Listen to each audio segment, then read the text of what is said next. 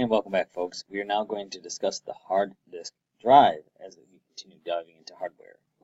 So getting started, a hard disk drive or HDD is a data storage device that uses magnetic storage to store and retrieve digital information using one or more rigid, rapidly rotating disks or platters coated with magnetic material. The platters are paired with magnetic heads usually arranged on a moving actuator arm which can read and write data to the platter surface. Data is accessed in a random access manner, meaning that individual blocks of data can be stored or retrieved in any order and not sequentially, which is pretty good because then you can fill the gaps and you don't have to always go to the end, because then you fill up and you have all these gaps as you delete files. All right, a little historical context quick. HDDs became the dominant secondary storage device for general computers by the early 1960s. Prior to that, magnetic tape was the big storage medium. Now, most current units of hard drives are either made by Seagate, Toshiba, or Western Digital. I personally prefer Seagate or Western Digital. Usually I end up buying Seagates. Now, HD unit shipments and sales revenues are declining due to the increased usage of flash memory. So it's like, for example, solid-state drives. Though the production exabytes per year is growing. So even though the number of sales have decreased, the amount of storage that you can get on a hard drive has increased. So some characteristics. Now, the primary characteristics of a HDD are its capacity and performance. So we can put a lot of stuff onto a hard drive. You can easily, for like a couple hundred, you get 2 terabyte, 4 terabyte, whatever your little needs are. Now, that aside, there's 2 common form factors for modern HDDs, which are the 3.5 inch, which is typically for desktop computers, and the 2.5 inch, which is primarily for laptop computers. Now, HDDs are connected to systems by standard interface cables such as PATA, SATA, USB, or SAS. Most commonly now these days, you'll see SATA for internal connections, and you will see USB for external connections. Now, some magnetic recording.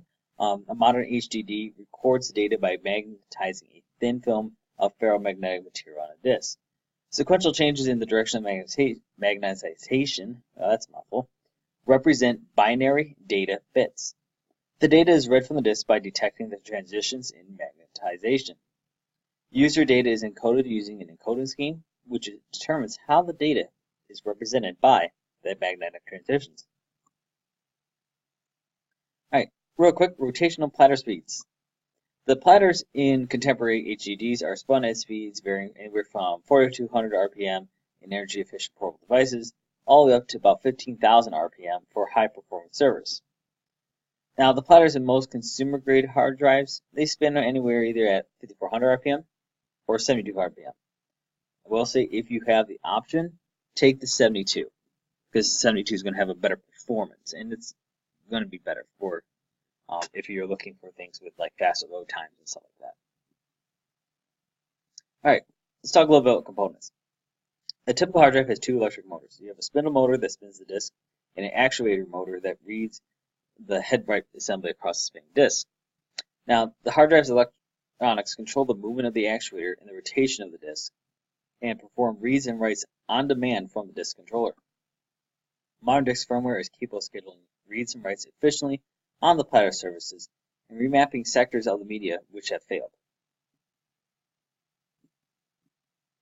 Now, let's just talk a little bit about those components a little bit more, starting with the platter. The circular disks that are inside the hard drive, this is where the ones and zeros that make up your files are stored. So that little, if you've ever seen the inside of a hard drive, I'm going to say one here in a second, that round circular component is the platter, and that's where your information is physically stored. The spindle is what keeps the platters in position and will rotate them as required, so it's what the platter sits on. Then you have the read and write arm, which controls the movement of the read and write heads, which do the actual reading and writing on the disk platters by converting the magnetic surface into an electric current. Then you have the actuator, a small motor that takes instructions from the drive circuit board to control the movement of the read-write arm and supervises the transfer of data to and from the platters. All right, now we have to talk about crash failures because, especially with traditional hard drives, this is a big issue. Due to the extremely close spacing between the heads and the disk surface, HDDs are vulnerable to being damaged by what's known as a head crash, where the head scrapes across the platter surface, often grinding away that thin magnetic film, and can cause potential data loss. Now, you could also have when your logic board fails out, where in this case the drive can be restored due to functioning order, and the data recovered by replacing the circuit board with one of an identical hard disk. Now, we're not going to go into all those areas, but here's a quick view of the inside of that hard drive. Remember, we're not going to go too in depth because we could spend another lesson or two just on the hard drive itself. But I don't want to spend too much time on that. So let's just take a look at the different components here. All right, so you can see the internal components, right? There are two different connectors for power shown. So you'll notice down here we have power connectors for IDE, and on the bottom we have a SATA connector. Right. Most power supplies and hard drives that correspond with them are going to supply SATA power here. You're not really going to see much for IDE or even PATA anymore. Those kind of connections have largely gone to the wayside. Most of what you're going to see is going to be down here. You'll see these connections right here. So you'll have this L-shaped pin right here for the SATA connector, and then you have this longer L-shaped pin right here for the power connector. Then on the top of the hard drive, you have the spindle. So that's this piece that sits right here in the middle. That's what actually spins the disk.